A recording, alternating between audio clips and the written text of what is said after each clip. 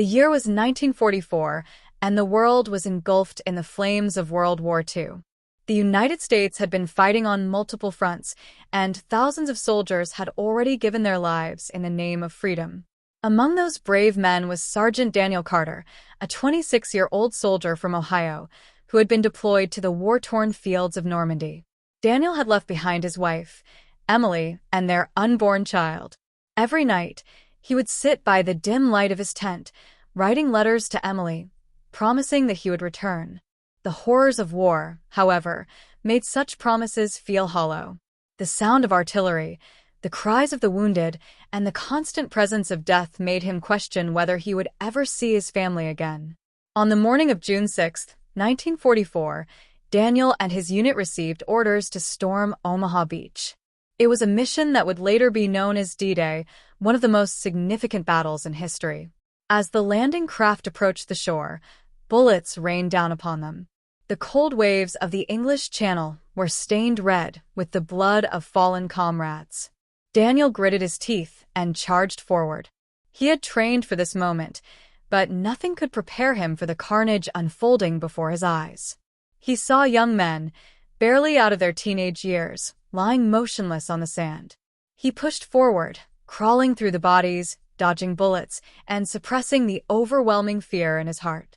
As he took cover behind a destroyed barricade, he spotted his best friend, Corporal James Walker, lying injured a few feet away. Ignoring the danger, Daniel rushed to his side.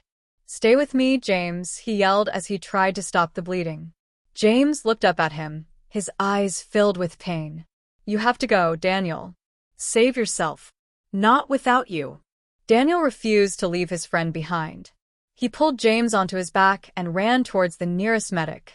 Bullets whizzed past them, but somehow he managed to get James to safety. That act of bravery earned him a commendation, but Daniel cared little for medals. His only concern was survival and the hope of seeing Emily again. Days turned into weeks, and the battles continued.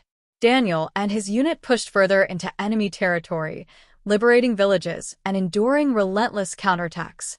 The nights were the worst, filled with memories of fallen brothers and the echoes of gunfire that never seemed to fade. One evening, as the war raged on, Daniel found himself writing yet another letter to Emily. He told her about the victories, the struggles, and the men he had lost along the way. But most importantly, he told her that he loved her, that he would come home, and that their child would know the kind of father he aspired to be. Months passed, and victory in Europe was finally declared in May 1945. Daniel, weary and scarred, returned home to Ohio. As he stepped off the train, his heart pounded. The crowd was filled with families welcoming back their loved ones. And then he saw her, Emily, holding a baby girl in her arms. Tears streamed down his face as he ran toward them, embracing them both in a hug he had dreamed of for so long. The war had taken so much from him, his friends, his peace, his innocence. But in that moment, as he held his wife and daughter, he knew that he had something worth living for. The echoes of the battlefield would always haunt him, but they would never define him. For Daniel Carter, the war was over, and a new battle, the battle of rebuilding his life, had just begun.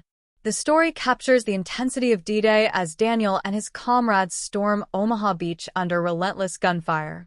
Amidst the chaos, he risks his life to save his injured friend, Corporal James Walker, displaying true courage and sacrifice. As the war drags on, Daniel fights through despair, writing letters to Emily to keep his promise of returning home. After months of combat and loss, victory in Europe is declared, and Daniel finally returns home. The emotional climax unfolds as he reunites with Emily and meets his baby daughter for the first time. Though haunted by war, he embraces the new battle of rebuilding his life, determined not to let the past define him. This story is a powerful tribute to the resilience, sacrifice, and enduring hope of soldiers who fought in one of history's most significant conflicts.